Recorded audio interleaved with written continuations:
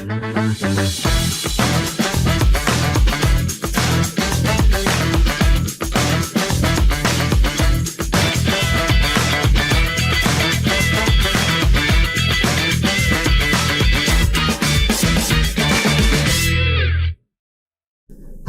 sahabat Eljon dimanapun berada, kembali di dalam program yang selalu dinanti-nantikan adalah Mindiarto Talk.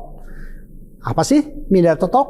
Not just talk. Jadi program Mindiarto Talk bukan semata-mata hanya sekedar berbicara, sekedar ngomong, tapi tentunya kita perlu memberikan sebuah edukasi, memberikan sebuah pengetahuan, memberikan sebuah kemampuan, serta berbagi pengalaman dari narasumber-narasumber yang akan kita hadirkan di dalam acara ini. Topik kita kali ini adalah tentang basic konsep people development. Jadi bagaimana konsep dasar di dalam pengembangan sumber daya manusia tentunya ya. Nah, ada hal-hal yang perlu kita pahami, perlu kita sadari, perlu kita juga ketahui. Intinya tentunya kalau kita bicara basic konsep pasti diawali oleh sebuah konsep ya. Selanjutnya setelah konsep kita rancang dengan baik, barulah masuk ke dalam sebuah strategi. Oke? Nah, dari strategi ini kemudian kita eksekusi menjadi sebuah tindakan atau hasil. Nah, buat sahabat Eljon dimanapun Anda berada, tentunya ketika kita berbicara tentang konsep people development, konsep dasar people development ini diawali oleh sebuah strategi perusahaan. Perusahaan ini mau dibawa ke arah mana? 5 tahun ke depan kah? 3 tahun ke depan? Atau bahkan yang terpendek, tahun depan? Apa yang akan kita lakukan? Nah, semua rencana-rencana tadi adalah tentunya perlu dibuat menjadi sebuah keputusan.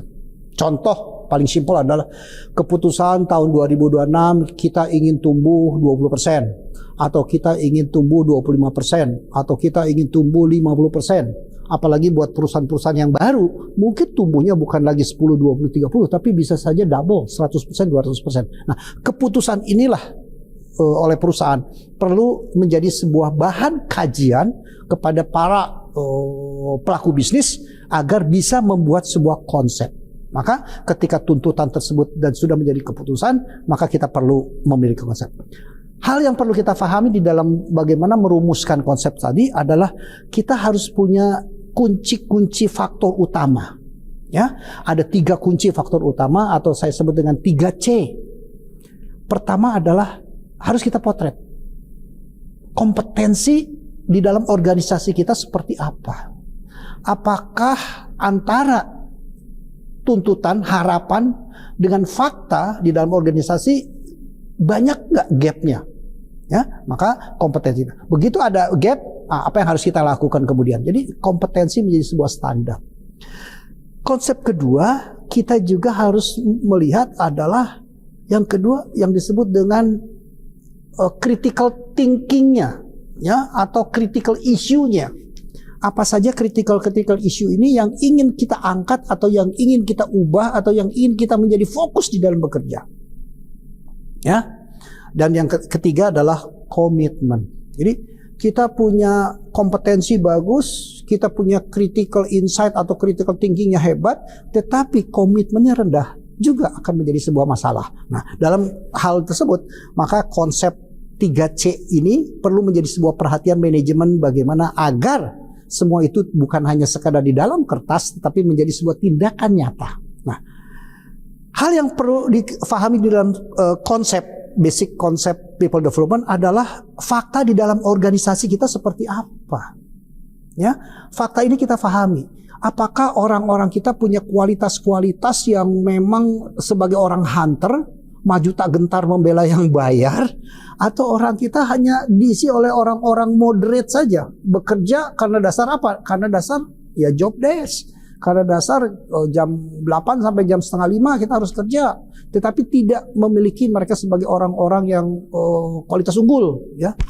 Atau bisa juga di dalam organisasi mungkin kita diisi oleh orang-orang yang banyak tidak berkompetensi, tidak bisa memberikan kontribusi, tidak bisa memberikan sebuah spirit agar perusahaan ini dongkrak. Nah, tentunya ketika kita melihat fakta dalam organisasi, kita perlu melakukan sebuah revolusi, ya. Nah, Nah, kedua hal tersebut ada kunci faktor dan hal-hal yang dalam organisasi, maka kita akan bisa membentuk sebuah tim, ya, sebuah orang-orang di dalam kompetensinya tadi. Jadi kompetensi atau ability di dalam organisasi ini ditentukan oleh faktor kompetensi tadi dan juga oleh faktor struktur atau behavior organisasi. Nah, ketika konsep ini sudah kita pahami, sudah kita miliki, ya sudah menjadi sebuah blueprint, maka baru bergeser dari konsep akan menjadi sebuah tindakan strategi apa yang harus kita lakukan agar mencapai ke sana. Nah, hal-hal yang perlu kita lakukan adalah tentu di dalam bisnis tidak lepas dari pelanggan. Dalam bisnis tidak lepas daripada customer kita. Maka kita perlu memahami bagaimana customer behavior tersebut. Ya, tentunya customer behavior ini akan selalu bergeser.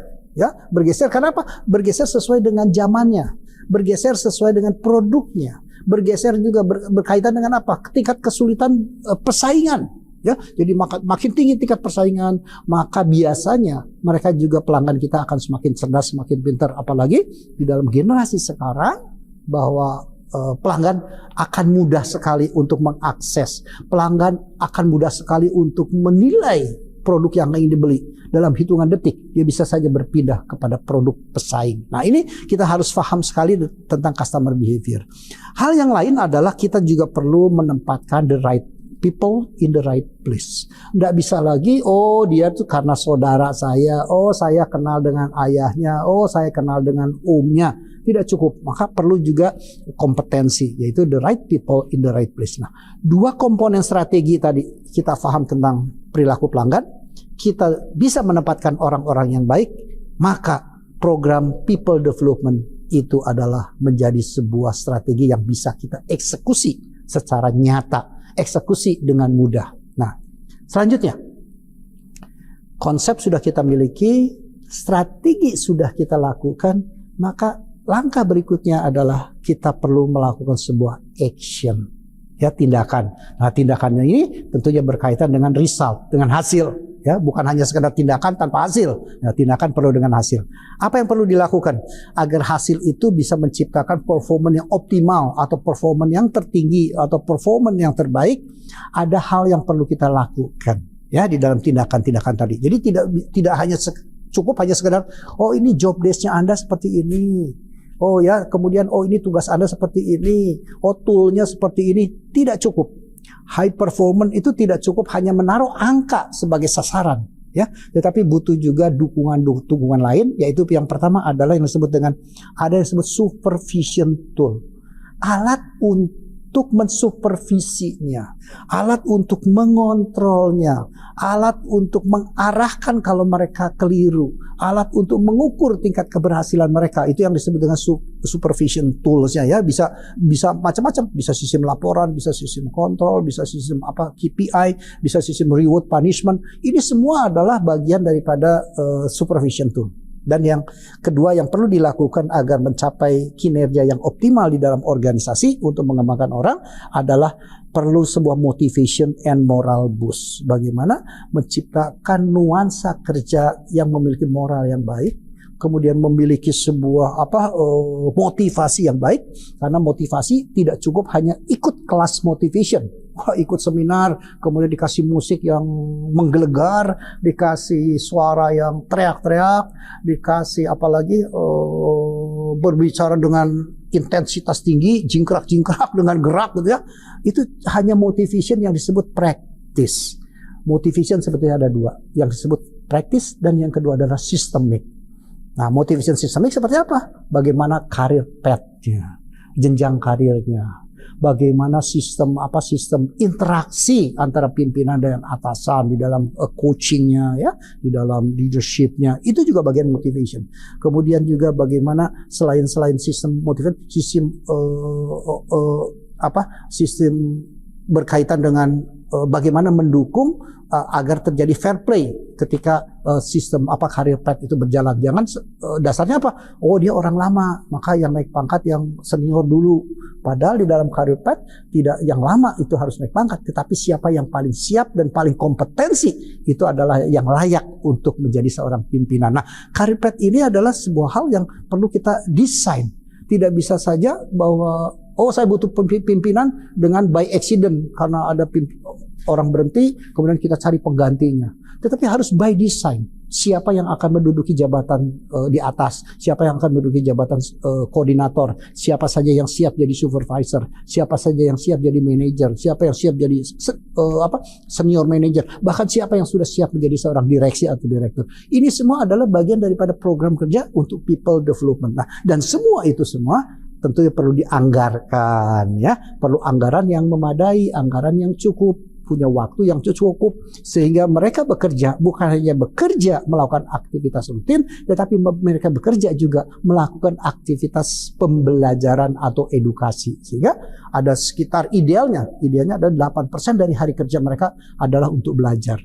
8% dari hari mereka untuk belajar. 92%-nya adalah melakukan aktivitas rutin. Namun di kita faktanya adalah masih jauh dari 8%. Di kita tuh namanya training masih berkisar 1% saja dari hari kerja. Jadi bisa dibayangkan ya bahwa bagaimana people development ini tidak berjalan karena problemnya bukan semata-mata ada di orangnya, tetapi juga karena konsep dan strateginya tidak mendukung bahwa organisasi itu untuk kita kembangkan. Nah, baik. Sahabat Eljon dimanapun Anda berada, bahwa basic konsep people development itu adalah 3 rumusan yang harus kita pahami. Konsep, strategi, dan action atau tindakan. Action yang seperti apa? Action yang memiliki hasil atau result. Itulah. Baik, sahabat Eljon dimanapun Anda berada, kita akan ketemu di dalam segmen berikut ini.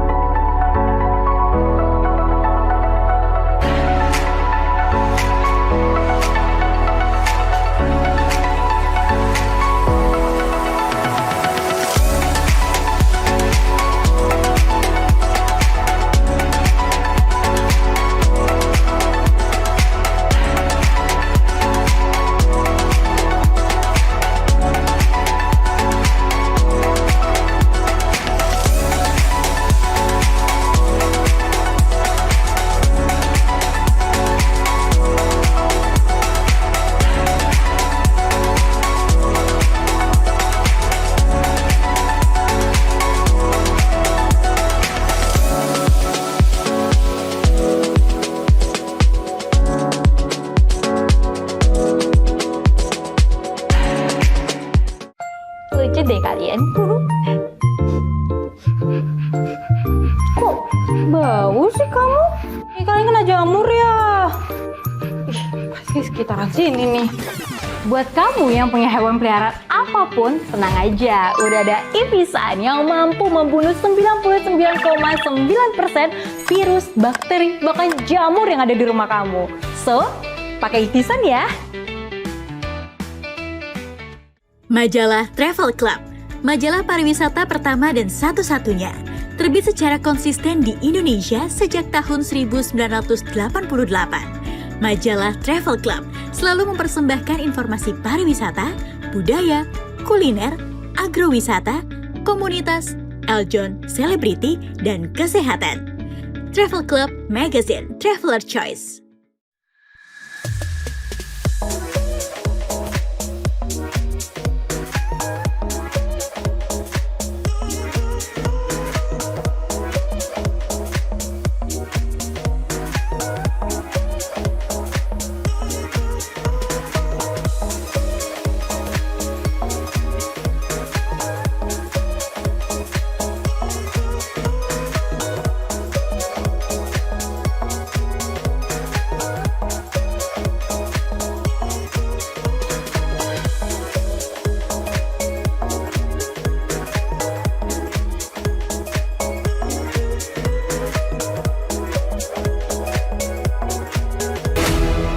Saksikan The Crown hanya di Eljon TV.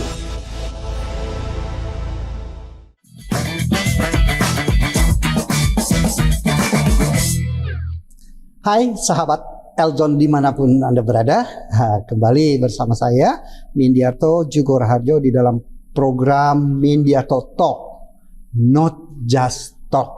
Nah, kita sudah membahas di segmen sebelumnya adalah ciri-ciri organisasi yang berkualitas dengan mengangkat konsep akbar, yaitu A-nya attitude, K-nya adalah knowledge and skill, B-nya adalah behavior, A-nya adalah action, dan R-nya adalah responsibility. Dan tentunya tidak cukup hanya di sini. Kita berbahagia kedatangan seorang tamu yang super power, super hebat, ya, yaitu Pak Kus Heriuwono. Beliau adalah sebagai CEO Inti Pesan yang bergerak tentunya di bidang HR Development. Gimana kabarnya, Mas Kus? Terima kasih, Pak Min. Diundang di sini luar biasa. Sebagai kehormatan. Sama-sama.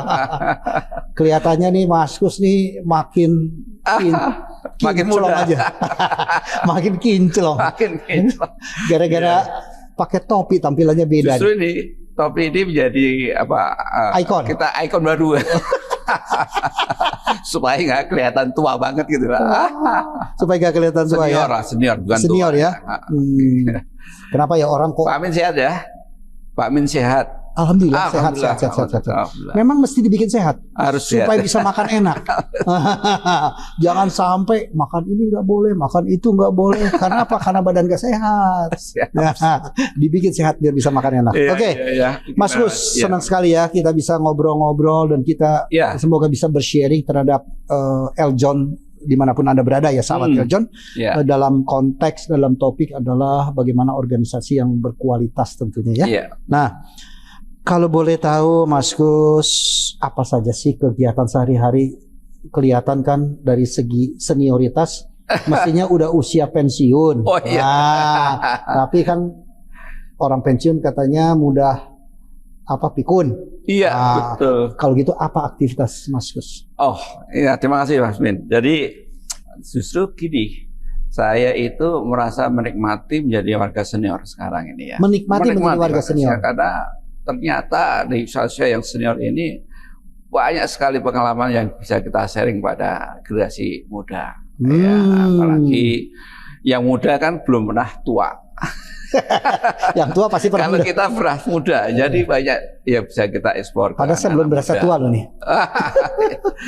Jadi salam ini ya, kita tetap Pak, kita konsisten. Sudah 30 tahun kami menjalankan event-event yang kaitannya dengan pengembangan SDM. Ya, kita bikin training, bikin seminar, bikin Zoom juga, ya masih ada konferensi. Nah, itu every month kita targetnya setelah COVID itu menjadi 40 kali setahun. Setahun 40 kali. Berarti rata-rata sebulan 3 kali lebih ya? 3 kali, bahkan kadang-kadang sampai 4 kali. Luar biasa. Nah, itu publik dan non publik. Jadi itu aktivitas kita. Jadi ya yang seru kemarin saat kena COVID. Tiarap ya? Tiarap dan tetap seperti ngikuti langkah Pak Min. Go send, go food. Jadi kita banyak luar biasa. Maka saya bilang kita masih bisa eksplor pengalaman kita untuk generasi muda, bagaimana menghadapi persoalan-persoalan yang nyata ketika kita berkehidupan di negeri inilah ya. Bermacam-macam persoalan yang menghantam bisnis kita 98. Luar biasa itu. Luar biasa itu. Jadi COVID belum ada apa-apanya. Belum. Sudah. Lebih dahsyat COVID. Oh, lebih dahsyat COVID. Karena dulu 98 itu cuma 1 tahun. Saya ingat 6 bulan saya sudah recovery. Saya ingat sekali itu. Tapi ada aktivitas yang saat itu saya juga nggak mengira bahwa itu menjadi bagian solusi. Jualan soto. 98. Jadi pernah lah ya. 98 itu akhirnya kita recovery lagi dan kita ngadakan training, menjalankan training in-house maupun publik, dan sampai hari ini ya 30 tahun Pak.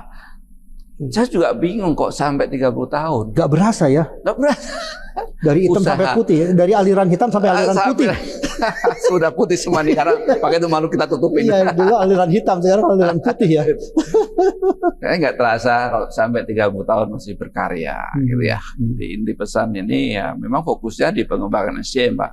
Nah, pernah kita punya media seperti Eljon juga ya, punya cetak waktu belum COVID ya, 2014 kita pernah. Iya. Pernah.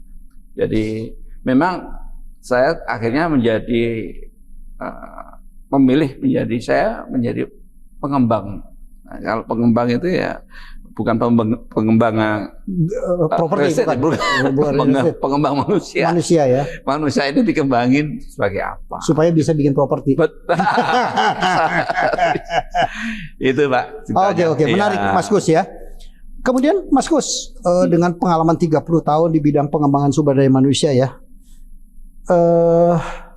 Perasaan apa sih yang menggeluti Pak Gus sampai kok profesi ini kok yang digeluti gitu ya? Padahal kalau background edukasi rasanya bukan di situ ya?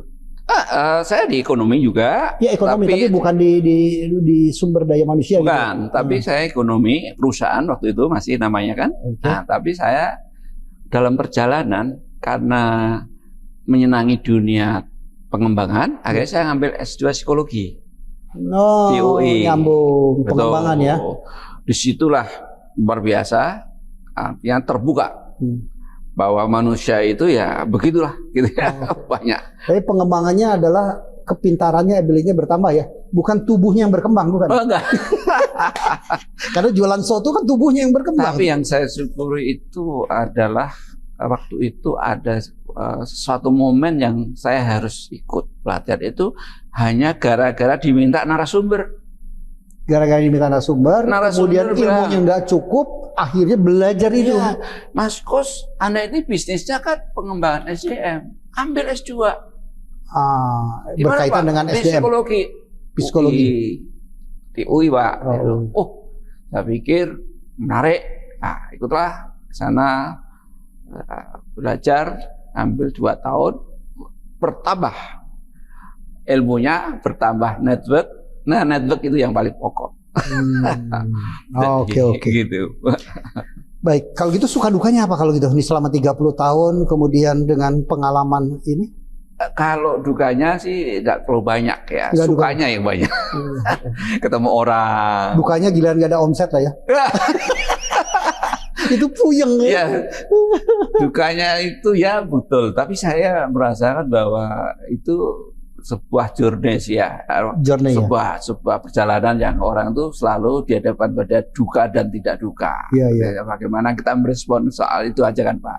Dan kita sudah terlatih 30 tahun merespon sesuatu yang nggak enak itu seperti apa, yang enak itu juga seperti apa. Istilahnya kalau orang bilang kalau enak itu ya jangan merasa enak banget. Ya, kalau ngono ya ojo ngono gitu kan ya. Itu aja Pak prinsip. Jadi kalau toh kita sakit ya sakit gitu aja. Kemarin COVID 2 tahun. Kalau sakit ambil hikmahnya, bisa istirahat di rumah. Kalau orang sudah lain loh, duka tuh Pak Mas Gus. Gimana? Kalau orang sudah tuh nggak pernah duka loh. Karena apa? Dukanya duka teing. Duka teing tuh nggak tahu lah. Sabodo. Betul. Duka teing. Bahkan saya bisa membuat buku karena COVID. Jadi kadang saya kalau ada aktivitas, kalau nggak COVID mungkin nggak kepikiran tuh bikin buku.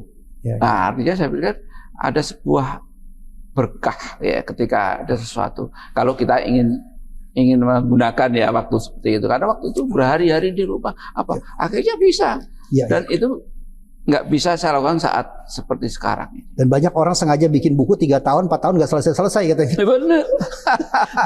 baru judul sama daftar isi aja, nggak ada isi katanya. Kalau Pak Min udah ada lama bukunya saya sudah baca juga dulu. Ya itu dipaksa memang. Mesti dipaksa. Yang paling mudah sebetulnya, ya ini menyimpang sedikit sih ya. Ya kalau bikin buku pengen cepat itu, tulis saja apa yang ada di pikiran, jangan pengen perfect deh. Karena pengen perfect itu bikin gak jadi. Betul. Bikin suatu salah baru dikoreksi. Salah diedit gitu ya. Itu tip-tip. Baik. Ya. Nah, Mas Gus, topik kita kan tentang ciri organisasi yang berkualitas. Ya. Dan Pak Mas Gus sendiri hidup di dalam dunia pengembangan sumber daya manusia ya. Nah, perspektif organisasi yang berkualitas dari Mas Kus punya persepsi apa, opini? Oh, baik Pak. Jadi pandangan saya kalau organisasi itu berkualitas itu tentunya manusianya. Oke, pasti Ya kan? Talenta-talenta yang mengisi organisasi itu pasti punya merek istilahnya, punya Ya, oke. potensi, punya kehebatan lah ya. Maka ada talent people of organization ya dari talent yang dimiliki, ya kan. Nah, bagaimana mendapatkan talent seperti itu? Resource-nya sangat banyak, tapi kadang-kadang kita terjebak pada proses rekrutmen yang tidak baik. Proses rekrutmen yang asal-asalan. Asal-asalan. Asal diisi orang aja ya. Betul. Nah itu kalau bagian pengembangan sih oke gitu. Tapi ada relasi. Kalau raw materialnya jelek, dikembangin kayak apa agak susah juga. Jadi Maka kalau- rekrutmen jadi motor sebuah organisasi yang excellent atau yang berkualitas. Jadi ada filosofi tuh, boleh nanti dilanjut filosofi, ingat ini bahwa orang ini awal rekrutmen yang penting itu ibaratnya kalau batu kali Betul. digosok kayak apapun nggak akan jadi akik, kira-kira begitu. Dan itu yang membuat keresahan kita, Pak. Jadi maka perlunya ada keterampilan dalam talent management. Artinya kita Talent management ya. menempatkan orang yang on the track di bidangnya. Hmm. Nah, itu karena kami organisasi kecil, kadang-kadang nggak dimiliki oleh organisasi besar. Kemampuan kita untuk melihat dia mampunya hanya ini. Nah, kasih tempat yang pas untuk dia. Oke.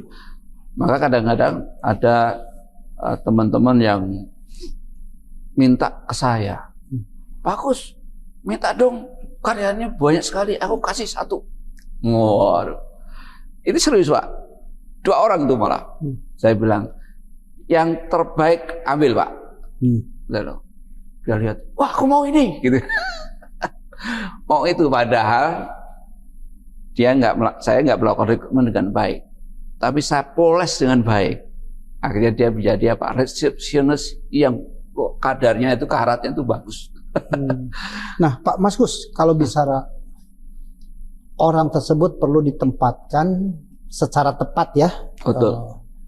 Apakah dunia pendidikan dengan dunia bekerja ini nggak matching? Sebetulnya kan dunia pendidikan itu jembatan untuk profesi kan. Iya. Contohnya, saya umpama seseorang kuliah di Fakultas Hukum, ya tujuannya agar kalau kerja jadi jaksa atau jadi hakim Iya. atau jadi pengacara, kira-kira kan gitu kan? Atau kuliah dokter, ya tujuannya ya mesti mengobatin. Nah ini gimana nih? Iya. Supaya tepat itu. Sebetulnya itu hanya untuk mencapai sebuah pengetahuan secara umum, ya, menurut saya. Pengetahuan umum. Karena profesi itu kadang-kadang Bio. yang sana yang menentukan. Seorang dokter kuliah kadang-kadang jadi med rep, ya kan? Padahal ibunya pengennya sekolah. Ada seorang dokter yang jadi malah profesi hukum. Ya kasih, siapa itu dulu Menteri Kehakiman, ya kan? Dia disuruh sekolah bapaknya, ibunya kedokteran. Begitu dokter nih, jasa dokternya, tapi saya mau profesi hukum. Jadi karir itu bisa ditempuh melalui berbagai macam cara, termasuk sekarang ini cuma memang tahapan pertama mereka menggunakan area pendidikan ini, baik itu pertanian, hukum, macam-macam, ya, itu hanya lompatan pertama untuk membuka brand gitu. Logic of thinkingnya aja yang dibuka. Nah, orang yang punya logic of thinking berbasis psikologi, berbasis ekonomi, hukum beda-beda. Maka ketika dia masuk ke MT, Management Training, dia harus persiapan di situ. Nah, itulah yang menurut saya kekurangan dalam pendidikan di Indonesia itu, Pak. Menurut saya, yang saya rasakan ada pendidikan karakter. Bedanya begitu. Jadi, wah, dia lulusan terbaik di perguruan tinggi teknik gitu ya. Tapi begitu dia bekerja, dia nggak kapabel sesuai dengan itu. Kenapa? Karakternya nggak kuat, nggak muncul gitu ya. Nah itu akan kadang ada orang pinter tapi nggak bisa menjalankan tugas dengan baik. Karena di sini kan unsur manusianya nggak pernah berinteraksi sejak mahasiswa. Ya, akhirnya pada saat dia bekerja, ya yang tahu aja yang dia bisa lakukan. Tapi dia nggak bisa mengelola manusianya. Pinter tapi males ya. Gitu ya. Pinter bukan malas sih, sebenarnya nggak ngerti apa yang harus dilakukan. Karena dia tahapannya adalah pengetahuan aja. Dia nggak ngelihat relationship. Oh, dia baru sebatas knowledge, belum ke skill. Betul. Ya. Belum ke skill, belum ke Padahal ability kan tadi. pekerja itu aspeknya banyak sekali ya. Banyak ya. Belum apa gitu. kultur, Betul. adaptif, bagaimana bisa berinteraksi, Benar. interpersonal yang di luar apa keilmuan teknis ya. Betul. Baik Mas Kus, kita Iya. pending dulu Hmm. untuk memperdalamnya. Ya kita stop dulu Siap. di dalam segmen ini. Baik, sahabat Eljon dimanapun Anda berada. Oke, kita sudah akhiri sesi ini, segmen ini, dan kita akan lanjutkan di segmen berikutnya bersama saya Mindiarto juga Rajo di dalam program Mindiarto Talk, Not Just Talk.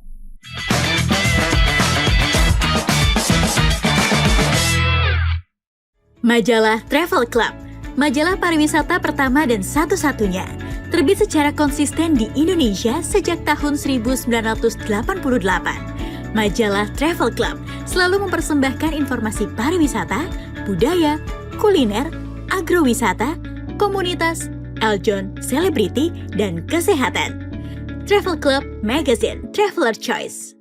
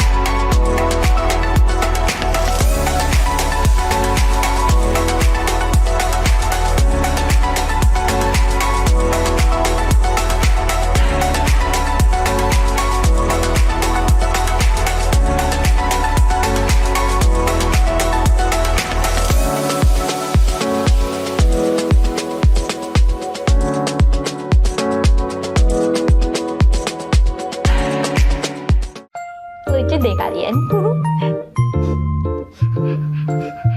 Kok bau sih kamu? Kalian kena jamur ya? Ih, pasti sekitaran sini nih. Buat kamu yang punya hewan peliharaan apapun, tenang aja. Udah ada Ivisan yang mampu membunuh 99,9% virus, bakteri, bahkan jamur yang ada di rumah kamu. So, pakai Ivisan ya.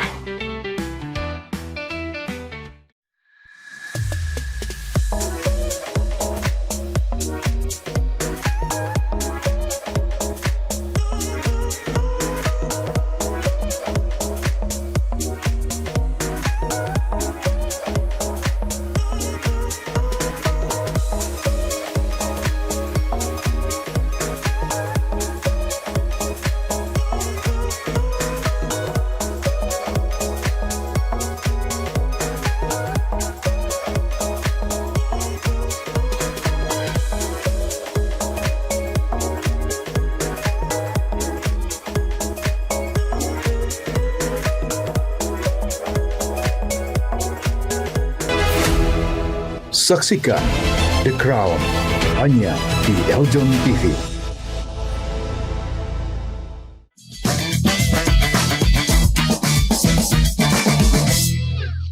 Oke, sahabat Eljon dimanapun Anda berada, kembali bersama Mindiarto Talk, Not Just Talk. Masih tamu kehormatan kita, Mas Kus Heriwono bersama Anda semua dan bersama saya tentunya untuk melanjutkan bincang-bincang kita tentang bagaimana organisasi yang berkualitas. Tadi di segmen sebelumnya kita sudah mendapatkan paparan banyak sekali mendalam, tapi rasanya belum cukup. Kita perlu gali lebih dalam lagi gitu ya Mas Gus. Nah, di dalam kehidupan organisasi yang berkualitas ini, saya coba berandai-andai, berasumsi saja, mungkin masih 20-30% saja organisasi itu masuk ke dalam kriteria cukup berkualitas lah. Ya, sisanya ya masih terengah-engah atau menjalankan organisasi ala kadarnya. rekrutmen ya asal ada orang kan kira-kira begitu ya. Kemudian belum lagi ditambah dengan SOP-nya nggak jelas, job desk-nya nggak clear itu kira-kira lah ya. Nah, gimana nih challenge ke depannya di dalam organisasi Indonesia agar bisa menjadi Indonesia emas nanti itu? Oh ya, saya beberapa kali itu pernah diskusi sama teman-teman yang berkaitan dengan pengembangan SDM di Indonesia. Sebenarnya pernah saya pertanyakan juga waktu ada pertemuan dengan Menteri Tenaga Kerja, apakah Indonesia itu punya roadmap tentang kompetensi. Jadi gini Pak, kalau di organisasi tadi, kan kalau kita mengembangkan orang, itu kan sesuai dengan tujuan organisasi, visi-misi organisasi. Jadi kita harus sesuai dengan strategi bisnis perusahaan itu. Kalau perusahaan otomotif pasti banyak aktivitas yang kaitannya dengan production, dengan betul-betul rigid ya teknologi di sana. Tapi beda dengan marketing. Kalau bisnis di jasa servis pasti orang itu akan dikelola dengan apa dikembangkan dengan tujuan perusahaan itu untuk mencapai servis yang baik kan begitu. Nah, di Indonesia itu saya melihat mau jadi negara apa gitu ya. Gak jelas. Gak jelas. Kan gini, kalau kita mau teknologi atau mau negara agraris, itu kan roadmap-nya jelas. Iya. Dulu begitu, ada 5 tahun pembangunan 5 tahun ya. Sekarang ini pokoknya asal kerja aja. Pokoknya ada peluang jadi cuan, jadi duit ya digarap gitu. Kalau setahu saya kalau kita menjadi negara teknologi atau kita negara kaitannya ya udah kita supaya ikut menjadi negara maju, ambillah menjadi negara teknologi bidang IT gitu ya. Itu kayak India tahu ya. Jadi semua resource base harus arah ke sana kan, Pak. Termasuk dananya ada. Sekarang dananya malah untuk dana politik. Ya kan? Kalau saya bisa nyebutkan kemarin itu kan ada beberapa, wah ini dana ini untuk sekian triliun. Kok enggak untuk pendidikan? Ini enggak, Pak, roadmap-nya jelas. Dia ingin menguasai teknologi negerinya. Maka semuanya budgetnya adalah diarahkan ke teknologi. Sekolah di Amerika, sekolah teknologi, di semua infrastruktur teknologi free di sana. Nah, Mas Gus, di Indonesia betul. Saya tertarik dengan tadi bahwa kita harus punya roadmap kalau mau jadi negara industri, negara agraris. Betul. Kita udah 80 tahun merdeka, Mas Gus. Kemudian presiden udah ke-8 sekarang ya? Ke-8 kan ya? Betul. Menterinya kan sudah jabatannya sama titelnya itu ya, pendidikannya kan harus abrek-abrek gitu. Betul. Nah, kok gak jadi Mas Gus? Ya apa nih yang membuat? Itulah Pak. Ya ini negara kita. Yang menarik kan sekarang inilah ya antara rakyat kita ini bodoh atau pinter kan gitu ya. Memang ada orang yang mengatakan memang sengaja dibodohkan supaya aspek lainnya itu mudah untuk didapat ya kan, karir politiknya untuk tetap politik itu akan sustain kalau orang itu bodoh. Kalau orang yang pinter susah diatur karena pinter kan gitu ya. Ini persoalan kita Pak. Jadi memang kalau tulus bahwa negara ini akan menjadi negara agraris sebetulnya, karena kita memang kita punya lahan yang luar biasa, kita harus fokus. Maka IPB itu ya IPB betul gitu loh. Jangan institut fleksibel banget. Karena nggak ada aktivitas yang bisa membuat mereka kaya karena sekolah di IPB. Akhirnya jadi wartawan juga IPB. Tapi menurut Mas Gus kira-kira dengan berbagai aneka ragamnya Indonesia dengan sumber daya macam-macam, yang cocok Indonesia itu negara apa sih? Agraris Pak. Agraris ya. Agraris. Padahal dia di sini tuh ya istilahnya tongkat cok aja tumbuh kan, Bos bilang. Iya, air susu ya. Jadi memang itu nggak sesuatu kayak kita keluar negeri aja Pak. Kayak waktu kita ke manalah ke Korea itu tandus Pak. Nah kita itu luar biasa. Tapi energi kita itu tidak lari ke situ karena kita ikut-ikutan, gitu kan? Ikut-ikutan dan akhirnya teknologi Yang namanya apel ya dari Thailand, dari Australia. Kita pasti nggak bisa kan, durian mana yang enak? Kan Thailand. Padahal kita ada juga yang bagus. Jadi nggak fokus dananya itu. Jadi memang mungkin para pelaku bisnis kita, ya mungkin tidak semuanya lah, tapi mayoritas karena dia kehebatan di bidang tertentu, maka suara dia digaungkan ke pemerintah untuk bisnis itu gitu ya, Iya, kira-kira kan. betul. Karena betul. saya kok belum melihat juga taipan-taipan kita yang betul-betul Fokus ke agraris mindset itu loh ya, agraris mindset ya. Betul. Masih bisnisnya bikin properti lah, kawasan perindustrian lah, terus kemudian ke dunia konsumtif lah, punya sawit tapi masuk agraris ya, Masih. sawit tapi Bagus. pertambangan contohnya ya, Itu itu kan jauh banget itu. betul. Oke. Betul.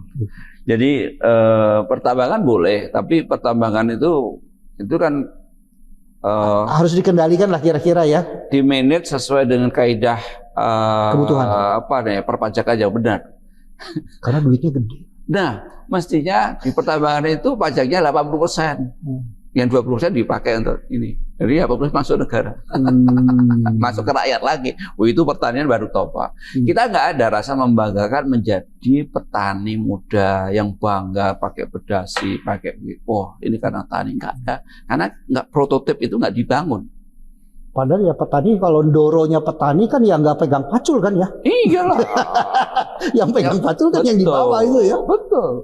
Ini yang belum secara serius menurut saya memang belum dijalankan dengan baik dalam pertanian ini. Oke, jadi menurut Mas Gus bahwa bisnis ekonomi kita itu akan tetap bisa punya potensi bertumbuh kembang dengan baik dan sustainable, mungkin baik dan sustainable ya. Betul. Ketika kita memiliki sumber daya alam yang memang boleh di generate menjadi Betul. sebuah kekuatan negara gitu ya. Iya, iya. Saya beberapa waktu lalu ke China Pak ya, kita jalan-jalan ke sana. Saya kagum. Pariwisatanya luar biasa. Ya kan? Kenapa bisa? Ini kan mahal sekali tuh membangun sebuah kereta gantung di gunung kayak gitu. Iya. Duitnya dari mana? Dari negara. Negara bisa membiayai kenapa? Karena nggak ada korupsi. Itu persoalannya. Jadi di sana itu kita ke warung Pak, ke warung beli teh. Si resepsionis bilang, Pak jangan sekali-sekali ngasih tip di sini. Kalau nanti orang itu ketahuan, kasihan anak itu bisa nggak hidup selamanya di sini. Keren. Gara-gara kita ngasih tip, bukan minta padahal ya. Nggak boleh. Itu bayangin. Mereka itu kan mereka tidak boleh menerima artinya kan? nggak boleh menerima. Itu gratifikasi ya. Padahal itu cuma kesen. Itu fakta Pak. Kalau di sini malah dikasih kaleng buat tips. Restoran di pojok Jadi ada dia tips. bisa bangun sekian triliun di agenda itu karena duitnya banyak dan serius pemerintah di sana karena dan dilakukan dan di manage oleh negara lah. Betul. Di sini nggak ada pembangunan seperti itu karena uangnya habis. Oke. Gitu. Jadi poin-poin Mas Kus di dalam diskusi kita organisasi yang berkualitas, mungkin ada beberapa hal yang bisa saya coba geser dari ekstrim satu ke ekstrim kanan adalah bahwa kenapa kita tidak bisa menjadi negara yang berdaya gitu ya, atau berdaya karena selalu isinya adalah film sedih itu lebih laku dibanding film happy kan. Betul. Pemerkosaan, penabrakan di TV boleh disiarkan, tapi orang bercinta tidak boleh ya. Betul kan? Iya. Jadi lebih menghargai sedih, sulit, kesel, sebel, benci itu disiarkan. Iya. Tetapi cinta kasih malah nggak boleh disiarkan. Kalau cinta kasihnya dalam artian ya orang peluk-pelukan lah, nggak sampai yang gitu. Betul. Kan nggak boleh disensor. Ya, Iya. artinya mindset kita sendiri sudah berada pada membudayakan segala sesuatu yang tidak berdaya. Nah, mungkin mindset ini yang perlu kita geser. Bagaimana dari perasaan tidak berdaya ini menjadi perasaan berdaya ya. Contohnya adalah ya kita perlu menjadi orang yang tangguh atau organisasi yang tangguh. Perlu bersyukur, kan begitu ya. Betul. Ikhlas, sabar, happy terus. Karena orang bercinta kan lagi happy ya. Betul. Betul. Tapi ini orang musuh-musuhan berantem kok malah disiarkan. Ini saya kadang-kadang nggak make sense. Itu. Nggak make sense ya. Perlu Itu satu hal. model, betul. Role model ya. Iya. Hal lain juga yang bisa kita pelajari dari diskusi paparan Mas Kus ini adalah kita banyak mengeluh tadi, banyak apalagi kalau dikaitkan dengan sedikit religius, orang kita kan termasuk cukup religius ya. Iya. Jadi banyak doa gitu, betul ya. Jadi, sehingga kenapa organisasi ini tidak berkembang? Karena apa? Karena banyak sekali ketika saya gagal, ya, atau organisasi gagal, entah jatuh, entah bangkrut, entah tertipu, entah kemalingan itu ya. Bahkan mungkin kalau dalam konteks yang lebih kecil, bercerai, hancur, berantakan, malahan yang terucap, ini sudah kehendak Tuhan. Oh, betul kan? takdir ya. Ini sudah takdir. Rencananya pasti lebih indah, kan gitu kan? Iya, betul. Kita ambil hikmahnya saja. Iya. Nah ini statement-statement yang menghibur buat saya. Betul. Tapi tidak menjawab. Padahal lupa. Orang tersebut yang gagal, bercerai, kemudian apalagi hancur, lupa bahwa diri dia tidak hadir ketika berdoa. Betul. Diri dia tidak hadir ketika harus melakukan perbaikan. Jadi mengharapkan perbaikan itu atas dasar doa. Jadi bukan doanya yang salah, tetapi saya tidak hadir di dalam doa itu. Begitu ya, Mas? Iya, betul. Oke, baik. Bincang-bincang kita sudah sangat mendalam, ya. Ada aspek organisasinya, tadi nyerempet masuk ke dalam dunia pemerintah yang harusnya menjadi negara agraris, dan kemudian kita masuk ke dalam personal, bahwa terkadang kita menjudge diri kita, ini karena takdir, ini karena rencana Tuhan pasti lebih indah, padahal lupa dia tidak hadir untuk menyelesaikan masalah yang sedang dihadapi. Iya. Oke, Mindiarto Talk, not just talk.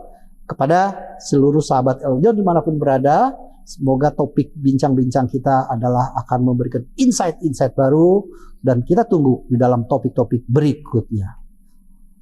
Salam Eljon.